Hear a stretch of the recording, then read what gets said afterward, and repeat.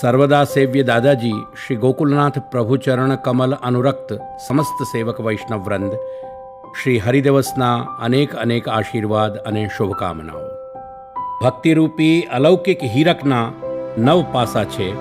આ 9 પાસાઓની અલૌકિક કોતરણીના કારણે જ આ આધિદૈવિક અમૂલ્ય હીરો શ્રી પ્રભુને અત્યંત ગમી ગયો છે અને અલંકાર પ્રિય શ્રી કૃષ્ણ તેને પોતાના વક્ષ પર ધારણ કરે છે.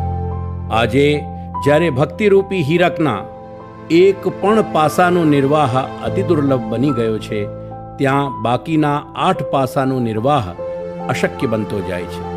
આવી શોચનીય પરિસ્થિતિમાં ભક્તિ અને શરણાગતિનું નિર્વહન વેગળું અને વેગળું જ થતું જાય છે. તેથી પુષ્ટિમાર્ગીય બીજભાવ ધરાવનાર જીવોના ઉદ્ધારની અને તેઓના લોક પરલોકના હિતની ચિંતા કરનારા શ્રી મહાપ્રભુ આજ્ઞા કરે છે કે તસ્માત સર્વાત્મના નિત્યમ શ્રી કૃષ્ણ શરણમ મમ. આ વચનનું વિવેચન કરતાં શ્રી પ્રભુચરણ જણાવે છે કે આ પંક્તિમાં જીવના હેતુથી સાધન અને ફળ બેઉ એક બનાવી દઈને સમાધાન આપવામાં આવ્યું છે. ભગવાન શ્રી કૃષ્ણ માત્ર નિસ્સાધન જીવોના ઉદ્ધાર તથા શરણાગત જીવોના કલ્યાણ માટે જ ભૂતલ પર પ્રકટ થયા છે. મમ એટલે કે મારા જેવા નિસ્સાધન જીવના હેતુથી જ શરણ અર્થાત આશ્રય બની શક્ય અને અશક્ય બધું જ સિદ્ધ કરાવી દે છે.